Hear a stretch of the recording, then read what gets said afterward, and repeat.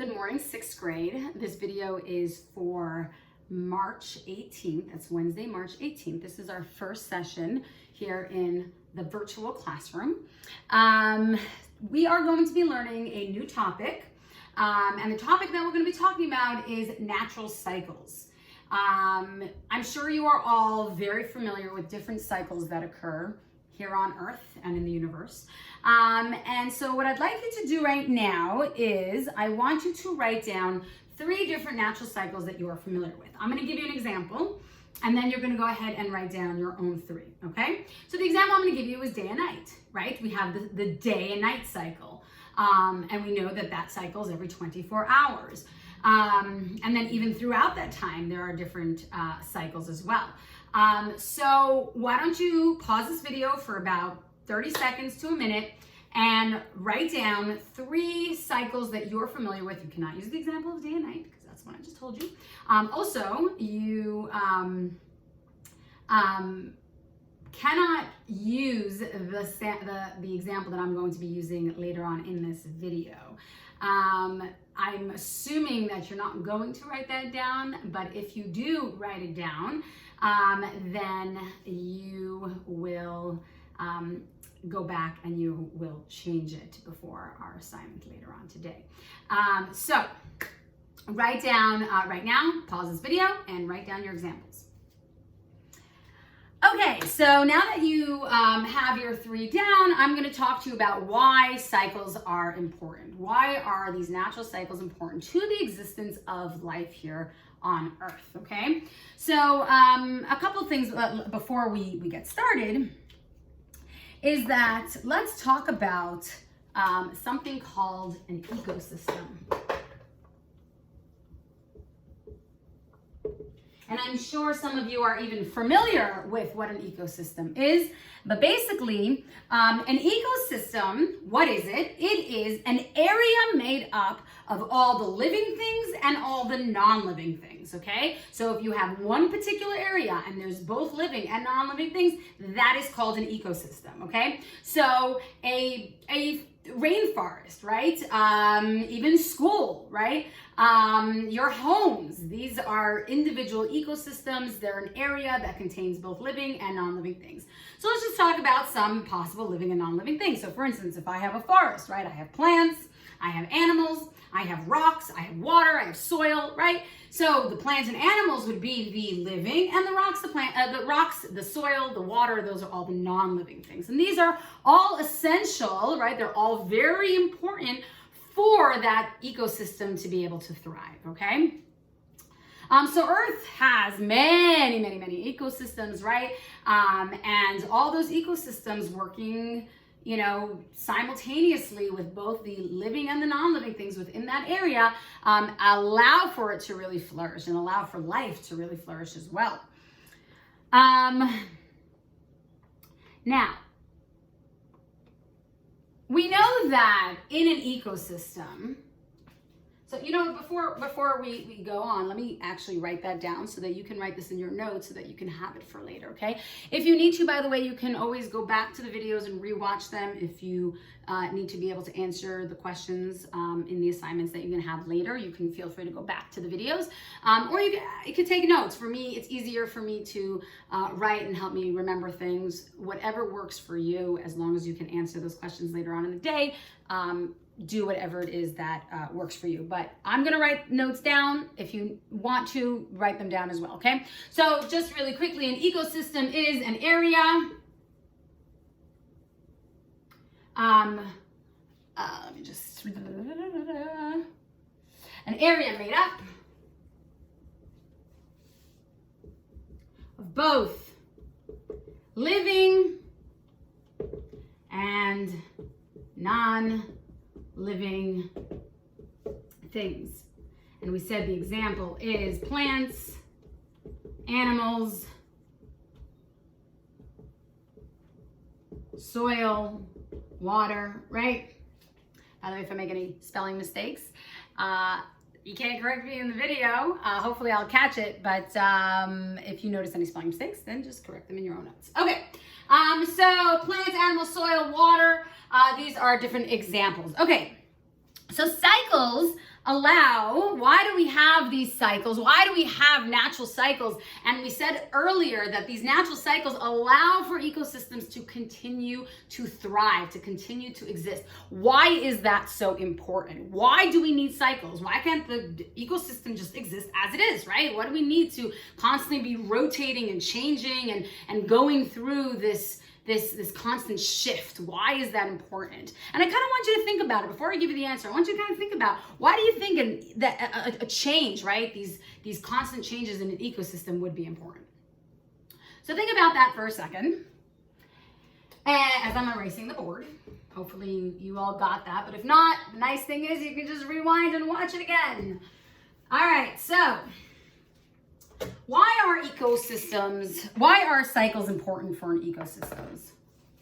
Why are cycles important for an ecosystem to thrive? Right? Why is it important? And the reason why it's important is because if you think about it, the resources inside these environments are limited, right? And these resources that are limited are used between the living and non-living parts of the ecosystem. And so because they are limited, when it undergoes these cycles, these natural cycles, it allows for everything in the ecosystem to be able to share in parts of the different resources, okay? So the reasons why are cycles important for an ecosystem to thrive is because resources are limited.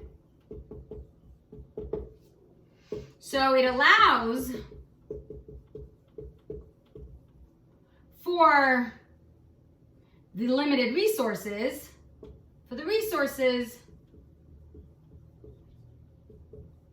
to be shared by all the living things in the ecosystem.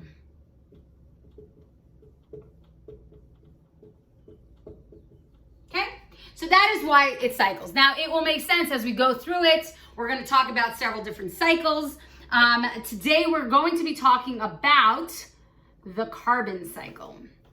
Okay, we're going to talk about that. We're going to get to other cycles later on, but today we're just going to focus very briefly on the carbon cycles. Our videos are going to be approximately 15 minutes. So you get to watch them, and then our question session will be also about approximately 15 minutes. So we will have a total of a half hour of science daily, okay? So today we're gonna touch on carbon, and we're gonna continue throughout this week, okay? So now that we understand why these cycles are important for ecosystems to thrive, we know that these resources are limited, and now we're gonna talk about specifically different cycles that ecosystems are going to encounter, and which cycles are going to be involved in helping these ecosystems to thrive. Okay, so I added some paintings to get a little color into these classrooms. I didn't want it to be so bland, but our paintings are falling. Oh boy. All right.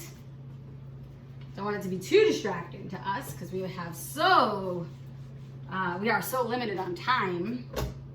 So we'll keep going. All right, so today we're going to talk about the carbon cycle, okay? Now, you all are familiar with carbon. We've talked about carbon before. It is an element on our periodic table. It is hopefully you all know which element it is, which number, how many protons are in carbon. We know that there are 6 protons, right? And so carbon is number 6 on the periodic table. And we know that because carbon is number 6 on the periodic table, let's draw out the Bohr's model. You know the Bohr's model, we've talked about this. So because it's number 6, it means it has 6 protons, right? So 6 protons right? If I were to draw out the Bohr's model, I would do a 6p plus, right? If you are not familiar with this, go back to your notes and review, okay? This is essential, essential, essential to everything we're gonna be doing for the continuation of this year, next year, and so forth, okay? So 6 protons. We know that there's going to be the shells that are going to contain the electrons, right? And we know that electrons in the first shell, it fulfills the, I'm sure you all said it, the duet rule, right? The duet rule means that there are 2 electrons in the first shell. So we're going to put in 2 electrons, and then we're going to go to the second shell. The reason we are going to the second shell is because the first shell can only hold a maximum of 2. We cannot put any more electrons in that shell. And so we're going to go to the next shell, and the next shell can hold a maximum of 8. I don't know if you're responding or if you're not, but it can hold a maximum of 8, right? But we know that there's only 6 protons. So if I have 2 in my first shell, how many do I have in my second shell? 6 minus 2 is 4. We have 4 in our second shell. We know that it wants to have 8, right? It wants to have 8 to fulfill the octet rule, right? But it doesn't. It doesn't have 8. This is just the way carbon is. Carbon doesn't have 8. It only has 4 in the second shell because 2 are occupied in the first shell, and then we only have 4 left. Now, because of that, carbon is so good at forming bonds. It will create very, very, very extensively long bond, chains of other elements bonding to it, okay? And the way that they will bond is through covalent bonds, okay? They don't really bond ionically because it's much harder to gain 4 electrons and much harder to give away 4 electrons. They're kind of like right there in the middle, right? They have that 4, so they want 4 more. So the best way that they do it is they actually produce and create bonds with other elements, but specifically, they create bonds with other carbons, okay? They form these long chains of carbon compounds, okay? And we're going to learn more about that. In 7th grade, we would learn a lot about that because basically, as we're going to talk about it more, carbon is essential for living things. And the reason, and essential, what does that mean? It is crucial, important, is one of the foundation of the makeup of living things. And we're going to talk about that in a second. But before we get into that, I want you to see how carbon has these opportunity for 4 bonds.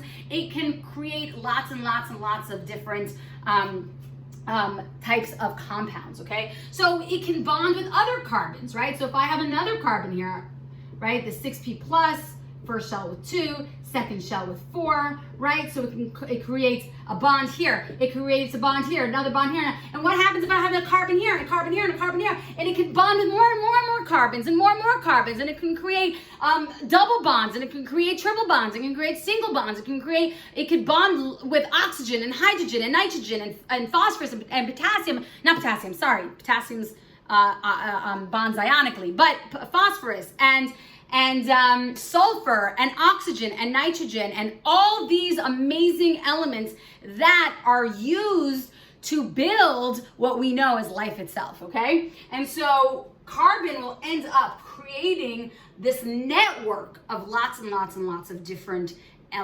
compounds, okay? Now, we said before that carbon is essential to all existence, okay? So carbon, just write that down, carbon is essential to all existence. And the reason why is that all things that make up living things is made up of carbon. Okay, so carbon is a part of nutrients. So examples would be carbohydrates, By the way, you see that word carbo? That's carbon and hydrates, hydrogen, carbon and hydrogen. Okay, those make huge chains of bonds of carbons and hydrogens. Okay, so carbon and hydrogen, carbohydrates. Then we also have proteins, right? And fats. These are things that we eat. Okay, the nutrients that we eat that we end up using to build up our own cells. Okay, these are very essentially very important for life itself. It's also very much a part of. Okay, so it's a part of DNA, right? Our DNA. If you don't know what DNA is, by the way, I'm just going to let you know because you're going to have to know this for next year because we're going to learn this a lot in 7th grade. DNA is the code that tells our cells how to work and how to function, right? How we are able to exist, how our cells know what to do. It's the code. It comes from the DNA. And DNA, if anybody was ever wondering, stands for deoxyribonucleic acid. DNA. All right? If you could remember that, that would be amazing because you're going to have to know that next year for sure. Okay, so nutrients like carbohydrates, proteins, and fats, DNA, deoxyribonucleic acids, these are essential for all living things, right? Not just people, but animals and insects and fish and bacteria and all sorts of things. By the way, viruses, right? We're all hearing of viruses, right? What is a virus and how does that function? Well, there's lots of carbon in that too, okay? So all these things that exist are essentially made up of carbon. All right, we are going to end here for today, and I will meet you later during our Zoom meeting.